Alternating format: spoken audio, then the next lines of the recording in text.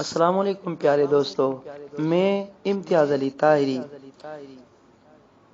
حضرت نظام الدین اولیاء رحمت اللہ علیہ اکثر ایک جملہ کہا کرتے تھے کہ ہم سے تو دھوبی کا بیٹا ہی خوش نصیب نکلا، ہم سے تو اتنا بھی نہ ہو سکا اور پھر گش کھا جاتے۔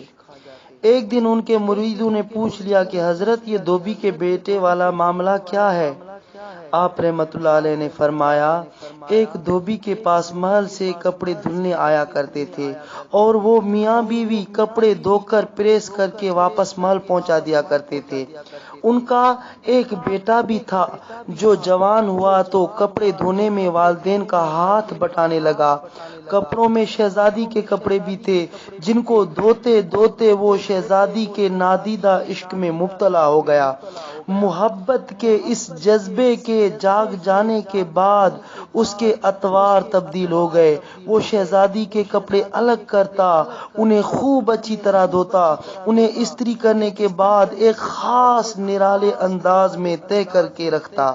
سلسلہ چلتا رہا، آخر والدہ نے تبدیلی کو نوٹ کیا اور دھوبی کے کان میں خسر فسر کی، یہ تو لگتا ہے سارے خاندان کو مروائے گا، یہ تو شہزادی کے عشق میں مبتلا ہو گیا ہے۔ والد نے بیٹے کے کپڑے دھونے پر پابندی لگا دی۔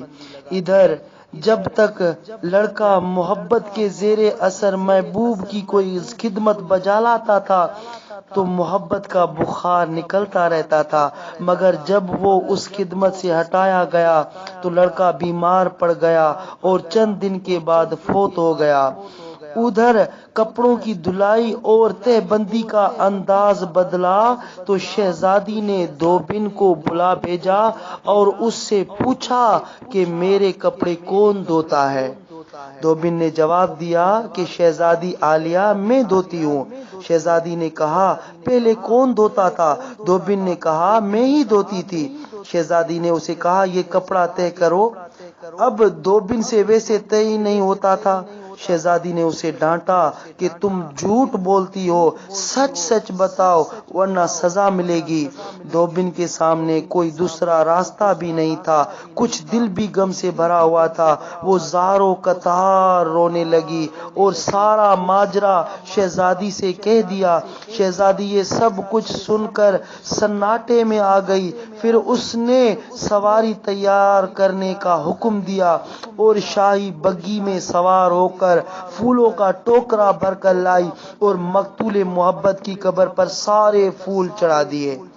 زندگی بھر اس شہزادی کا یہ معمول رہا کہ وہ اس دھوبی کے بچے کی برسی پر اس کی قبر پر پھول چڑھانے ضرور آتی۔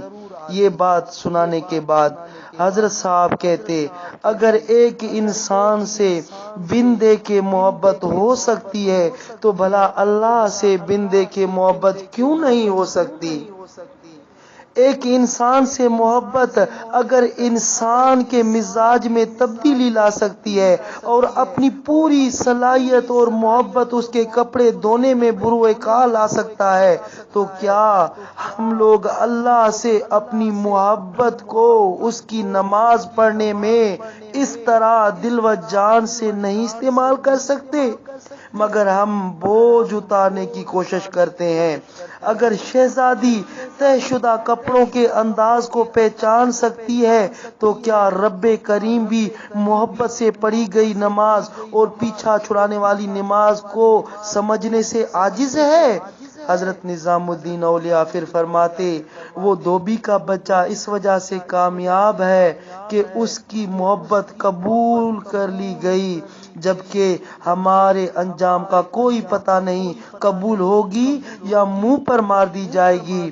اللہ جس طرح ایمان اور نماز روزے کا مطالبہ کرتا ہے اسی طرح محبت کا بھی تقاضا کرتا ہے۔ یہ کوئی مستحب نہیں، فرض ہے، مگر ہم غافل ہیں۔